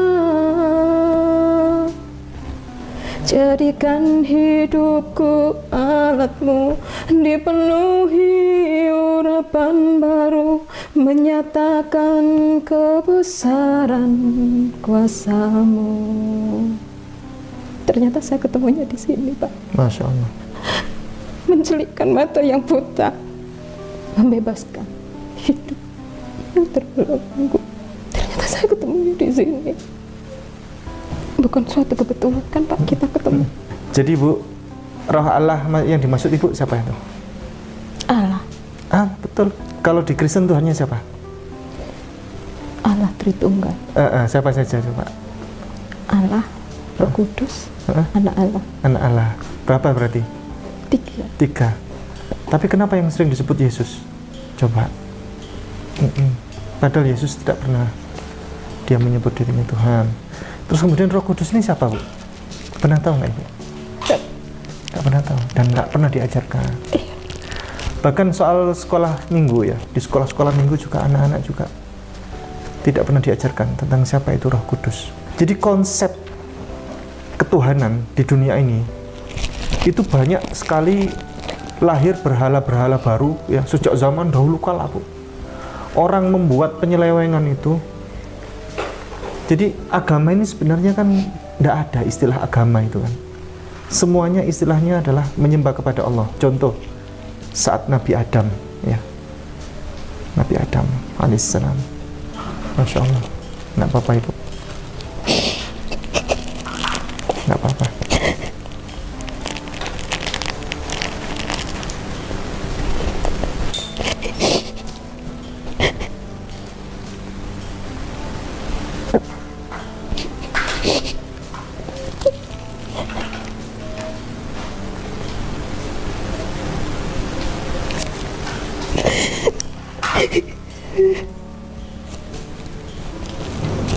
Ya Allah, ya Allah, ya Allah, ya Allah. Saya boleh minta tolong siapa ya?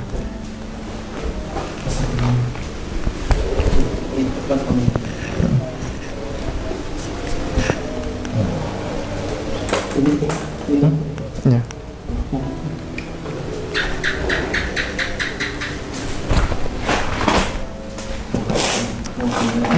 Pak, beliau Pak pingsan karena mungkin ada kaget atau apa? Iya.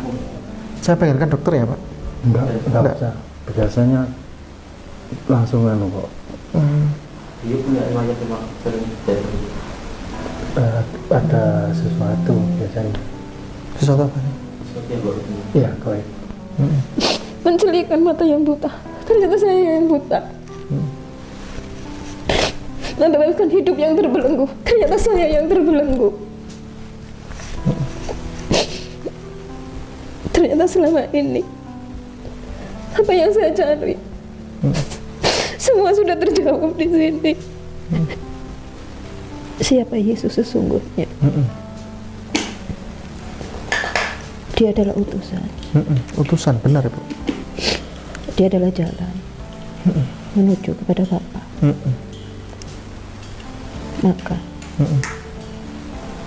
benar dikatakan bahwa tidak ada jalan menuju ke sana jika tidak melalui aku. Betul. Dia hanya jalan dia. Dia adalah jalan kebenaran dan hidup.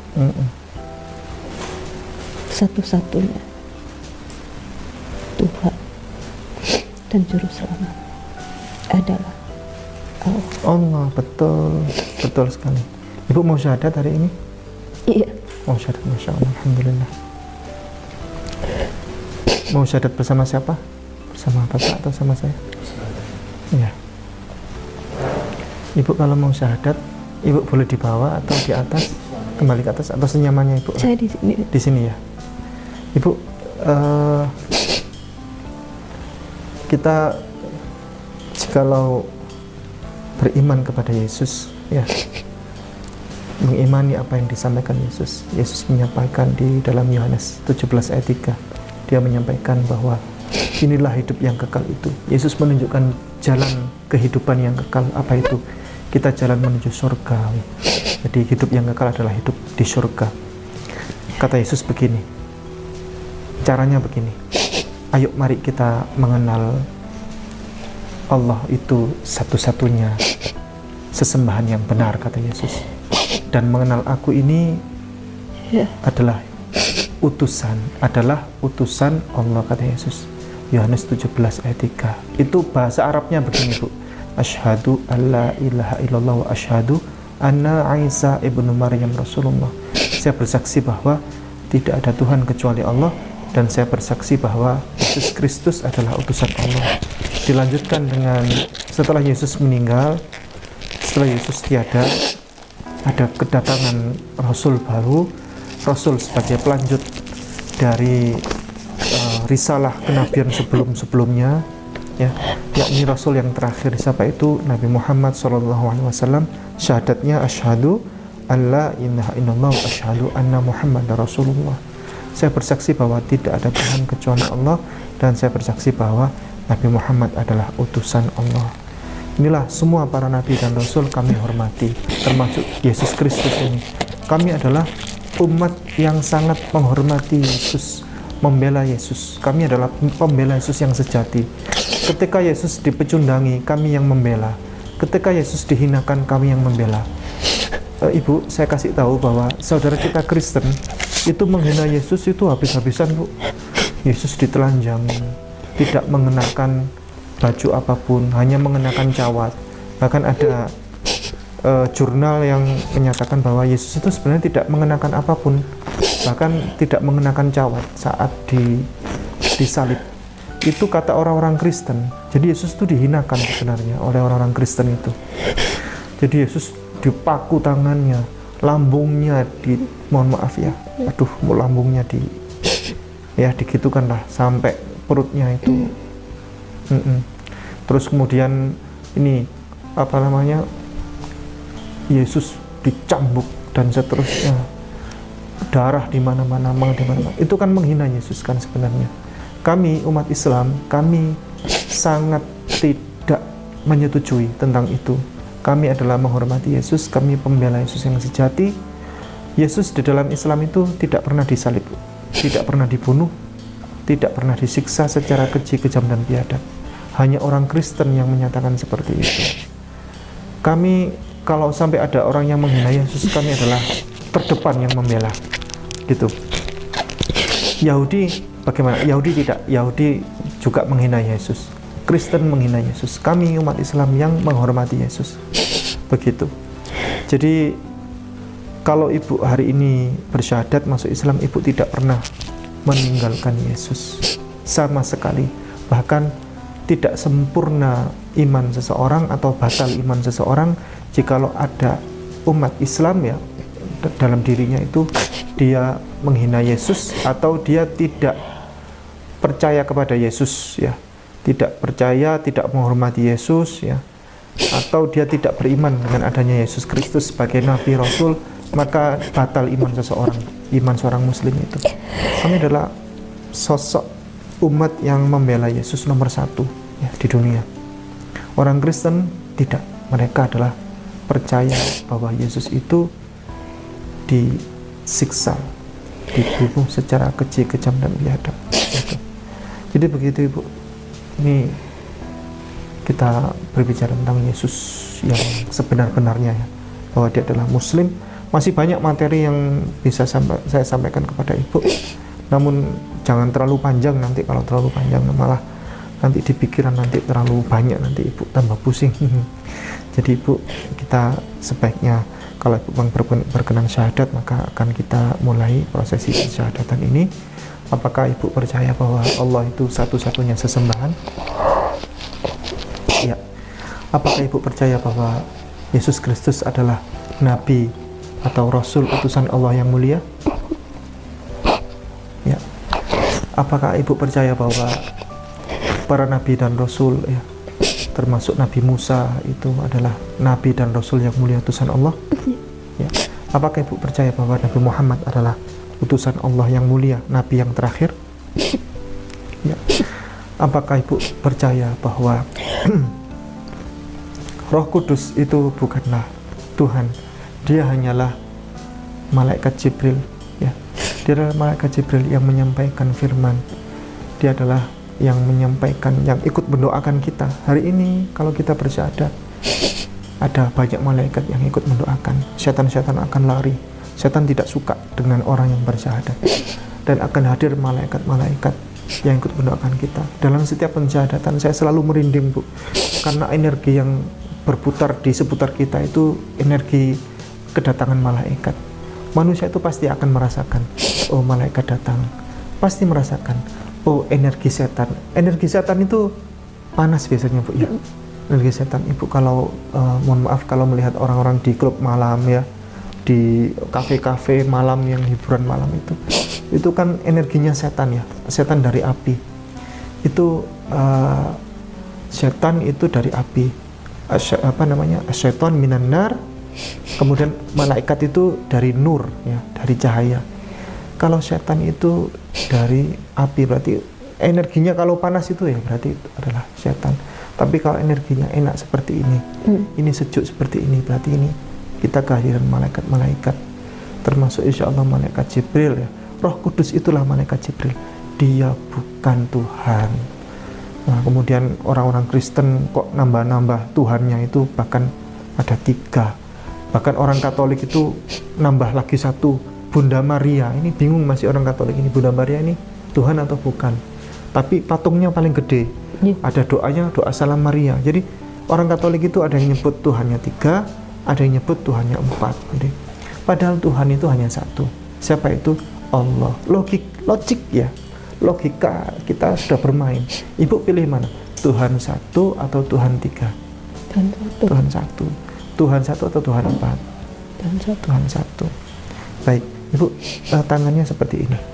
Ini melambangkan kita bahwa kita mengesahkan Allah. Kita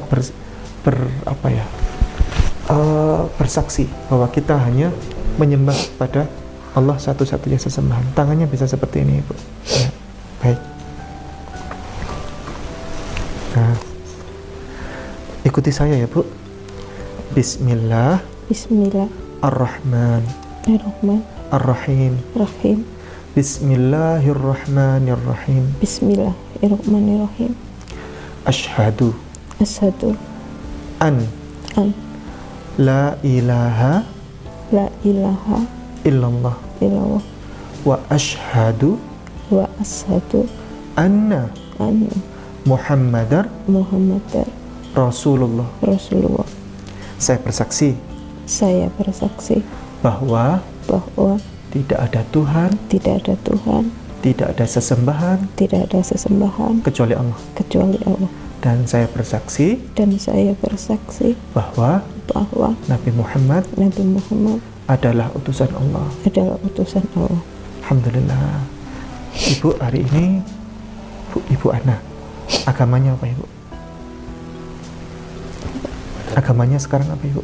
Per detik ini, per menit ini, Ibu sudah bersyahadat dengan kejujuran hati. Tolong dijawab dengan jujur. Ibu sekarang agamanya apa?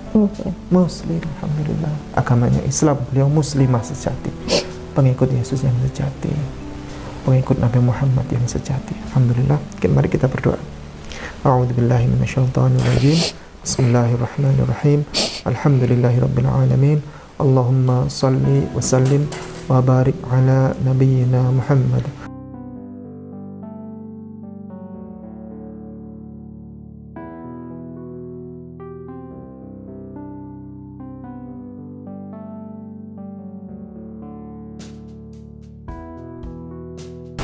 Ibu, mohon izin, nama lengkap?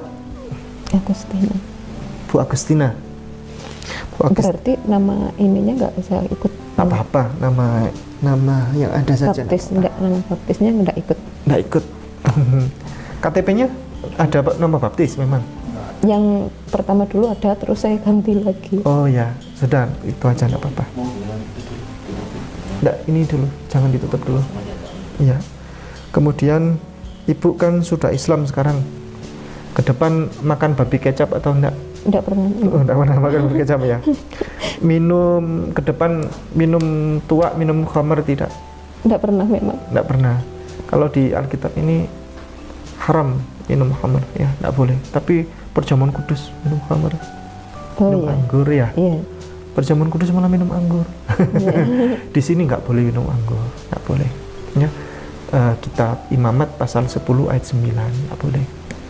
Kemudian ibu ini misal ini bukan doa, bukan pengharapan, hanya untuk sebagai peneguhan. Kalau terjadi lagi miskin-miskinnya banget, tapi ini cuma peneguhan aja, bukan doa, dan saya berharap tidak akan terjadi. Lagi miskin-miskinnya, dan mohon maaf sampai besok makan aja nggak ada. Buat makan aja hari ini dan besok nggak ada, sampai ngutang ya. Kemudian lalu ada orang ngasih kekayaan, ngasih duit 5 miliar. Kira-kira orang itu lalu menyampaikan, ini uang 5 miliar kamu masuk Kristen. Kira-kira ibu mau masuk Kristen lagi enggak? Karena saya sudah tahu kebenaran. Oh iya. Kira-kira masuk Kristen? Ya enggak mungkin. 5 miliar. Enggak mungkin. 5 miliar loh, Bu. Karena saya sudah tahu kebenaran. Hari ini besok enggak ada uang buat makan. Saya mengalami saat Sudah ini. mengalami ya. Oke. Ibu, alhamdulillah ya. Ibu cinta Yesus atau tidak? Cinta. Cinta, wajib. Orang Islam itu wajib cinta.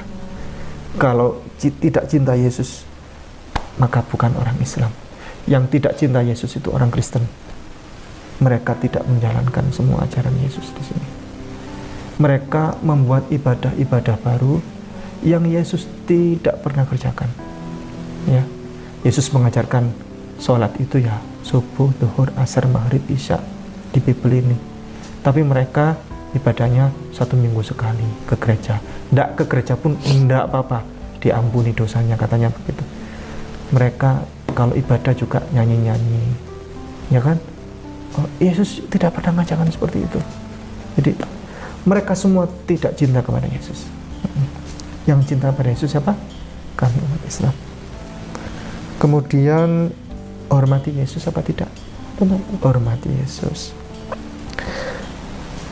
Ibu lebih cinta Yesus yang mati dibunuh, disalib, atau Yesus yang diselamatkan? Yesus yang diselamatkan. Yesus yang diselamatkan, itulah Islam. Kalau Yesus yang disalib atau dibunuh, ikut Kristen. Ya. Di dalam Al-Quran itu dicantumkan begini, kata Allah, wa ma qataluhu wa ma salabuhu walakin syubbiha lahum. Artinya begini, mereka tidak pernah membunuhnya Yesus. Tidak pernah membunuh Yesus. Mereka ini, orang-orang Romawi ini, mereka tidak pernah menyalib Yesus, melainkan yang dibunuh dan disalib adalah orang lain yang wajahnya diserupakan mirip Yesus. Itulah yang disalib dan dibunuh. Yesus kemana? Yesus diselamatkan oleh Allah. Itulah Islam. Sedangkan orang Kristen percaya mana? Percaya yang disalib dan dibunuh, padahal itu orang lain. Orang lain itu yang dibunuh disalib. Orang Kristen tertipu. Mana yang ayatnya? Ada di sini. Di sini disebutkan bahwa yang disalib dan dibunuh itu adalah orang lain, bukan Yesus. Ada banyak ayatnya di sini. Kapan-kapan kita ngobrol lagi kalau mau. Kita bahas siapa yang disalib itu. Bukan Yesus. Ini buktinya ini. Sini. Lengkap semuanya di sini, Bu. Kemudian Ibu ke depan pakai jilbab apa tidak? Belum tahu. Tapi saya sarankan pakai jilbab ya, karena sambil belajar ya, pakai jilbab sebagaimana Yesus ajarkan. Di sini juga diajarkan cara mengenakan baju muslimah, harus mengenakan jilbab. Yang tidak boleh, yang tidak mengenakan jilbab maka rambutnya wajib dibotakin, itu hukumannya. Dalilnya ada di 1 Korintus pasal 11 ayat 5 sampai 6. Ada di sini. Wajib untuk wanita itu berhijab. Loh, kenapa orang Kristen kok enggak berhijab? Kalau ke gereja bahkan pakai rok mini, pakai tank top. Ya enggak tahu saya. Itu mereka membuat hukum-hukum baru. Sedangkan yang mengenakan hijab cuman ini. Siapa namanya? Biarawati. Ya, suster biarawati yang mengenakan hijab. Padahal di sini enggak ada di situ suster biarawati wajib. Enggak, semua orang, semua wanita. Ini. Terus kemudian ibu pakai jilbab sebagaimana Bunda Maria pakai jilbab. Ibu searching aja di Google, ketik aja Bunda Maria, klik gambarnya di situ, tidak ada satupun Bunda Maria yang tidak mengenakan hijab, Bunda Maria yang lepas hijab, nggak ada. Bunda Maria mengenakan hijab. Apa agamanya Bunda Maria? Bukan Kristen. Dia tidak pernah tahu apa itu Kristen. Kristen baru lahir di era Paulus dan disahkan di Konsili Nikea dalam rapat besar namanya Konsili Nikea tahun 325 Masehi. Baru lahir Kristen jauh setelah Yesus meninggal, Bu. Jadi Bunda Maria ini muslimah, ya, mengenakan hijab. Coba di dunia ini agama mana yang busananya seperti Bunda Maria? Coba. Agama mana di dunia ini yang busananya seperti Bunda Maria? Katolik. Katolik? Oh, Muslim. Muslim. Wanita di dunia ini yang mengenakan hijab Muslim. Orang Katolik pun ke gereja pakai rok mini, bukan ketat-ketat, Bu. Ibu kalau jadi worship leader ada dulu sering pakai baju ketat? Kalau pas tugas enggak boleh. Nggak boleh. Ada loh kadang itu di gereja-gereja lain pakai baju ketat. Soalnya kan yang jemaat kan lebih suka kan. Apalagi kalau itu. Bukan worship leader sih sebenarnya. Kalau worship leader kan ini kan ya, lebih kepada agak resmi gitu ya. Iya. Resmi. Tapi kalau jemaat, pendeta itu lebih suka kadang ini, pakai rok mini itu. Pendetanya lebih suka biasanya. Kemudian terakhir ibu agamanya apa sekarang? Muslim, ya, sama seperti Yesus, karena Yesus tidak pernah beragama Kristen dan tidak pernah mengenal apa itu Kristen. Masya Allah, selamat, ibu telah menjadi Islam, muslimah, dan ibu adalah pengikut Yesus yang sejati. Barakallahu fikum. Kita akhiri. Assalamualaikum warahmatullahi wabarakatuh.